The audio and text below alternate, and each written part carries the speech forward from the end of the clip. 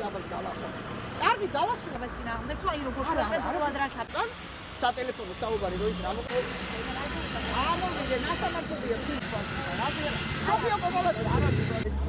რომ მოიგითხე მისი წარსული, ანუ ხალხს მოსახლეობის ჩვენ მასალებს ვიქნებით არტიმრილი ფულით შედიოდა მაღაზიებში და პროვოკაცია დასტურა რომ თურმე იქ კი არისო სამშობიაროში ფულია რომ უბედნიერესი ხალხი ვიცები რომ ანი ფეხბურთს გავიგდო მაგრამ არა მაქვს ეს ხალხი დაბარა გასალაკაცია ჯაბა ისედაც გალახულია რატომ ჯაბას გალახო ეს თემა აი ეს რაც არის ახლა დღეს რაც მოხდა არის ამისი გაგრძელება ჯაბას რაღაცა აწუხებს შიგნიდან, როდესაც მამაკაც აქვს მოთხოვნილება ერთსქესიანი ქორწინების დაკანონებაზე, ეხლა რაც არ უნდა დაარქვათ თქვენ ამას, მე ამაში ვხედავ პრობლემას.